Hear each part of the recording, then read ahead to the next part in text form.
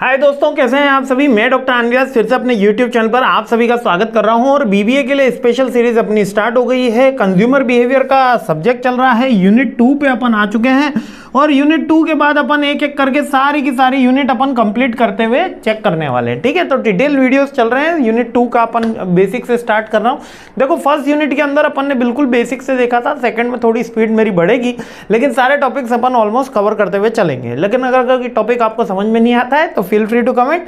ठीक है, पहला टॉपिक है, आपको स्क्रीनशॉट का भी मैं टाइम दूंगा, ऐसा मैं पूरा का पूरा मैं ध्यान रखूंगा इस बार, है ना।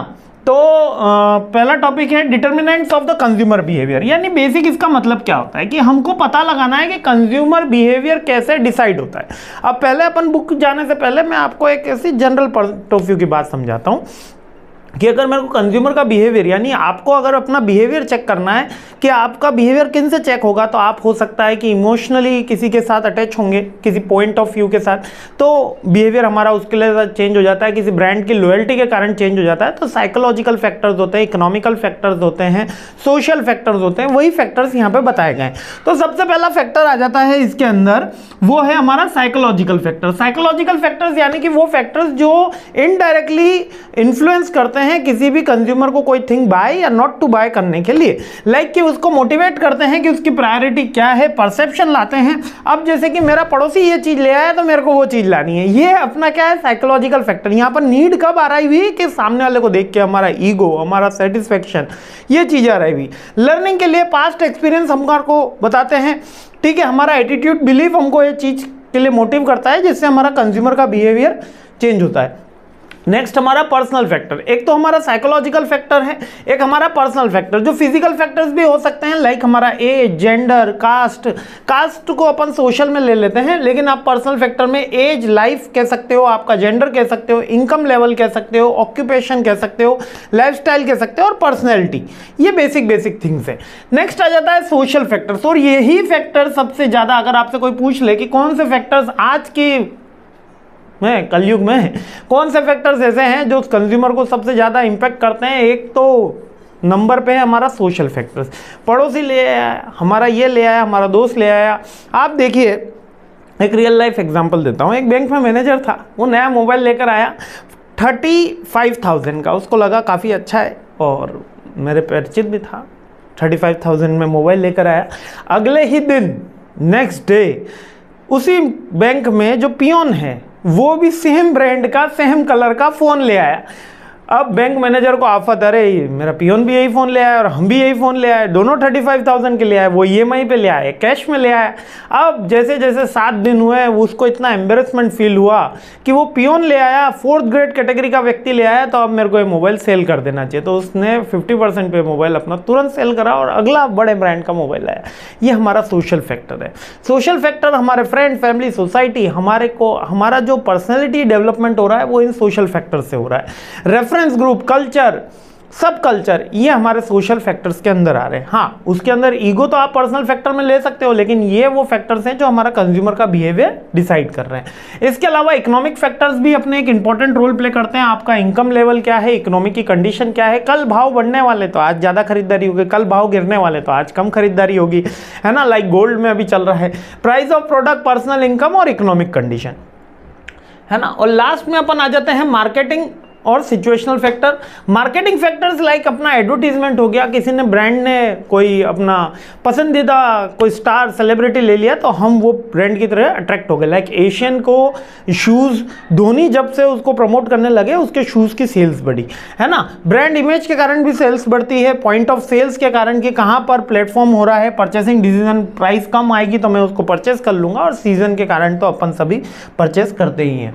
ठीक है, तो पांचों फैक्टर्स आपको समझ में आ गए होंगे जो कंज्यूमर को डायरेक्टली या इनडायरेक्टली इंपैक्ट करें कंज्यूमर के बिहेवियर को। अगर ये भी नहीं याद हो तो बहुत सिंपल से हैं, हमारे साइकोलॉजिकल फैक्टर्स, हमारे इनकम फैक्टर्स, हमारे कंज्यूमर के सोशल फैक्टर्स, साइकोलॉजिकल, इनकम और सोशल, ये 3 फैक्टर्स भी आपको याद रह जाते हैं तो काफ़ी अच्छे से आपको एग्जाम में नंबर मिलेंगे, क्योंकि बहुत सी बुक्स में 3 ही फैक्टर दिए हुए हैं, है ना। ठीक है, और पर्सनल भी आप लिख सकते हो। नेक्स्ट आ जाता है रोल ऑफ कंज्यूमर मोटिवेशन। अब कंज्यूमर बिहेवियर, उसका कंज्यूमर का मोटिवेशन डिफरेंट थिंग है और कंज्यूमर का बिहेवियर अलग थिंग है। कंज्यूमर का मोटिवेशन कंज्यूमर के बिहेवियर को बूस्ट करता है, यानी बाइंग को बूस्ट करने के लिए हम कंज्यूमर मोटिवेशन पे हमला बोलते हैं। मोटिवेशन की डिफरेंट थ्योरीज हैं। वैसे मोटिवेशन की जो डिफरेंट थ्योरीज हैं वो HRM में भी आती है, ह्यूमन रिसोर्स मैनेजमेंट में भी आती है, और यही थ्योरी बहुत सारे डिफरेंट सब्जेक्ट्स में HR में कोरिलेट करती है। लेकिन ये मोटिवेशन की थ्योरी है और वो एम्प्लॉय मोटिवेशन में भी वर्क करता है। लेकिन यहाँ पर अपने जो थ्योरीज हैं अपने इस कोर्स के अंदर, कंज्यूमर बिहेवियर के कोर्स के अंदर, हमको ज़्यादा डीप में ना जाके केवल सही ही इसमें देखना है। मोटिवेशन की थ्योरीज की बात कर रहा हूँ। क्लियर हो गया? अब कंज्यूमर मोटिवेशन के अंदर कौन से फैक्टर्स हैं? कंज्यूमर मोटिवेट होता है किसी प्रोडक्ट को सेलेक्ट करने में। क्या रोल आता है मोटिवेशन का? ब्रांड की लॉयल्टी के लिए, डिसीजन मेकिंग की प्रोसेस में, मार्केटिंग डिमांड में। आप पानी की बोतल उठाने जाते हैं, बिस्लेरी तुरंत उठा लेंगे और उसकी स्पेलिंग अगर मिस्टेक होगी तो आपको लगेगा फेक है। आपने ना प्रोडक्ट की टेस्टिंग करी है, नहीं कोई आपके पास लैब रिपोर्ट है, लेकिन आपको क्या करेगा, अरे फेक है। बिस्लेरी की अगर स्पेलिंग में अगर पॉइंट आ जाता है तो लोग फेक समझ लेते हैं। तो यही कंज्यूमर का मोटिवेशन है। वहाँ पे ब्रांड की तरफ उसकी लॉयल्टी है, कुछ उसका मार्केट की डिमांड है। अब स्ट्रेटेजीज क्या क्या होती है कंज्यूमर के मोटिवेशन को चेंज करने के लिए? क्यों स्ट्रेटेजीज जरूरी होती है? क्योंकि ये आपसे एक इमोशनल अपील भी कर सकते हैं अपन, और सबसे ज़्यादा रिलेवेंट जो अपने सब्जेक्ट का पॉइंट है कि कंज्यूमर के मोटिवेशन लेवल को बूस्ट किया जाए जिससे कंज्यूमर का बिहेवियर चेंज हो। मैं क्या कह रहा हूँ, कंज्यूमर के मोटिवेशन लेवल को चेंज किया जाए जिससे कंज्यूमर का बिहेवियर चेंज हो और वो प्रोडक्ट के लिए क्या करे, बाय करे, उसकी नीड अराइजमेंट हो और वो प्रोडक्ट के लिए बाइंग हैबिट बनाए। तो उसके लिए हमारी क्या स्ट्रेटेजी हम फॉलो कर सकते हैं? स्ट्रेटेजी फॉलो करने में हम इमोशनल अपील करते हैं। जैसे डेयरी मिल्क, मीठा, मैं बार बार एग्जांपल लेता हूँ। अगर कोई किसी से करता है प्यार तो वो कैसे करे, हॉकिंस को इनका है ना, हॉकिंस कुकर के लिए काफ़ी समय से लाइन चल रही थी, तो इमोशनल अपील कर देते हैं। डेयरी मिल्क है ना, कुछ मीठा हो जाए, कुछ प्यार के लम्हे, किटकैट, कुछ ब्रेक में किटकैट तो बनता ही है। तो इमोशनल अपील कर रहे हैं कि ये चीज़ बाय करनी चाहिए, इससे ये भला हो जाएगा। पर्सनलाइज एंड कस्टमाइजेशन भी होता है, लाइक स्नीकर्स हो गए, पर्सनलाइज गिफ्ट हो गए, है ना। और सेंस ऑफ अर्जेंसी, अरे लेकर ही आइए, लेकर ही आइए, अगर ये नहीं लेकर आए तो फिर ये मौका वापस मिलेगा नहीं। कि केवल आपने अभी फ्लिपकार्ट वगैरह पे काफ़ी बार देखा होगा कि only 5 item, 2 item left in stock, उसमें लिखा हुआ आता है। क्यों आता है? ताकि आप जल्दी से ये प्रोडक्ट बाय कर लें। इसके लिए अगर नाप तोल के एडवर्टीजमेंट देखोगे ना तो बहुत ही, केवल आखिरी 10 मिनट बचे, केवल 5 मिनट बचे, केवल 3 मिनट बचे, है ना, वो अर्जेंसी।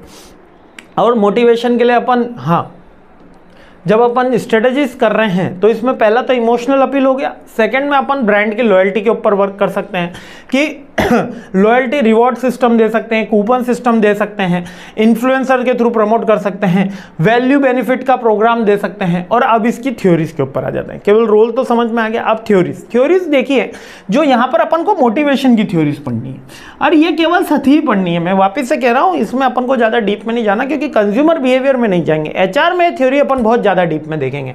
सबसे पहले थ्योरी आती है मोटिवेशन की, इब्राहिम मास्लो साहब की बहुत पॉपुलर थ्योरी है, आप इससे पहले भी देख चुके होंगे, लेकिन फिर अपन इसको बता देते हैं। इन्होंने कहा कि हर इंसान की नीड अलग अलग होती है। कितनी तरीके की? 5 तरीके की नीड इन्होंने बताई। इन्होंने 5 तरीके की नीड बनाई और कहा कि हर इंसान की नीड अलग अलग है और उसके अकॉर्डिंग ही इंसान को मोटिवेट किया जा सकता है। लाइक इन्होंने कहा पहले बेसिक नीड के अकॉर्डिंग, यानी कि रोटी कपड़ा मकान, अब तो मोबाइल भी आ गया, इंटरनेट भी आ गया है ना। ये चीज अगर किसी की सेटिस्फाइड है तो वो जॉब सिक्योरिटी पे बात करेगा, और जॉब सिक्योरिटी सेटिस्फाइड है तो वो रिलेशनशिप में आएगा, वो बिलोंगिंगनेस में आएगा, वो लविंग में आएगा। अगर वो सेटिस्फाइड है तो वो गुडविल पे जाएगा, और गुडविल सेटिस्फाइड है तो रोल मॉडल पे जाएगा।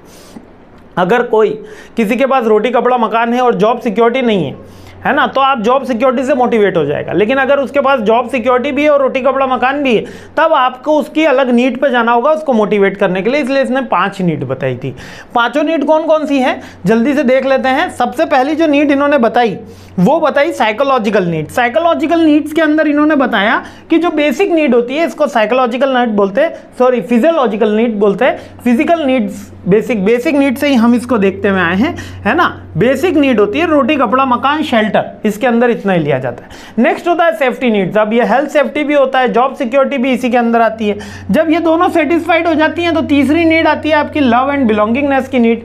लव एंड बिलोंगिंगनेस की नीड, इसके अंदर आपको एक एंथुसियाज्म होता है कि आप इस कंपनी को बिलोंग करते हैं, कंपनी आपकी टेक केयर करती है, जैसे होली दिवाली पे पार्टीज होती हैं, 31st पे पार्टीज होती हैं, है ना, कोई सोशल बेनिफिट्स दिया जाता है ना, सेंस ऑफ कनेक्शन। अगर ये तीनों नीड सेटिस्फाइड हैं तब एस्टीम नीड आएगी, जो गुडविल, यानी कि लोग आपको रिकॉग्नाइज करें, आपको अवार्ड दिया जाए, है ना। जब ये हो जाएगा तब सेल्फ एक्चुअलाइजेशन, जो बीइंग अ रोल मॉडल, यानी कि क्रिकेटर तो बहुत सारे हैं लेकिन अभी किसी सबका नाम किसका है कि 14 साल के वैभव सूर्यवंशी। अरे बच्चा बनना है तो वैभव सूर्यवंशी जैसा बनना है ना। तो सेल्फ एक्चुअलाइजेशन की नीड चल रही है ना, बीइंग अ रोल मॉडल, है ना। अब फेमस तो बहुत सारे हैं, जैसे कि अगर आप क्रिकेट में अगर बात करते हैं तो बहुत सारे बैट्समैन हुए हैं, है ना, बहुत अच्छे हुए हैं, इंडिया में भी बहुत सारे अच्छे हुए हैं। लेकिन अगर आप रोल मॉडल की बात करोगे तो आप ये कहोगे कि मेरे को सचिन तेंदुलकर, वीरेंद्र सहवाग, विराट कोहली, इनके तरह से बनना है ना, राहुल द्रविड़, गौतम गंभीर, इनकी तरह से बनना है, युवराज सिंह। अब उसके अलावा जो क्रिकेटर हुए जैसे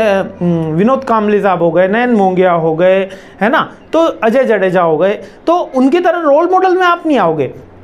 क्या कहोगे, गुडविल तो है, रिकॉग्निशन तो है, लेकिन रोल मॉडल नहीं है। ठीक है, तो लव का भी नीड आ गई। ये 5 तरह की नीड है। इन्होंने कहा मास्लो साहब ने कि एक नीड सेटिस्फाइड होगी तो दूसरी नीड पे बंदा जाता है, दूसरी से तीसरी, चौथी और पांचवी। तो 5 तरीके की इन्होंने नीड बताई, 1 2 3 4 और 5, है ना। बहुत सिंपल सी नीड की थ्योरी है। एचआर में मैंने वैसे ये टॉपिक भी सर्च करोगे तो इस पे अलग भी वीडियो बने हुए हैं। हेज़बर्ग की 2 फैक्टर थ्योरी, इन्होंने मोटिवेशन के लिए 2 फैक्टर्स की थ्योरी दी। मास्लो साहब की समझ में आ गई। हेज़बर्ग साहब ने 2 फैक्टर थ्योरी दी। इन्होंने कहा 2 तरीके के फैक्टर्स होते हैं, एक हाइजीन फैक्टर्स होते हैं और एक मोटिवेटर्स होते हैं। हाइजीन फैक्टर्स वो होते हैं जो मतलब डिससेटिस्फेक्शन को प्रिवेंट करते हैं, लाइक कि जॉब सिक्योरिटी हो गई, सैलरी हो गई। अगर सैलरी टाइम पे आएगी, प्राइस, क्वालिटी, अवेलेबिलिटी रहेगी तो हमको डिससेटिस्फेक्शन नहीं होगा। अगर ये नहीं रहेगा तो डिससेटिस्फेक्शन होगा। और सेकंड, मोटिवेटर्स होंगे। मोटिवेटर्स कौन से फैक्टर्स होते हैं? जो हमको ब्रांड की इमोशनल कनेक्शन देते हैं, जो हमको इंपॉर्टेंस दे रहा है, गुडविल की बात कर रहा है, वो मोटिवेटर्स है।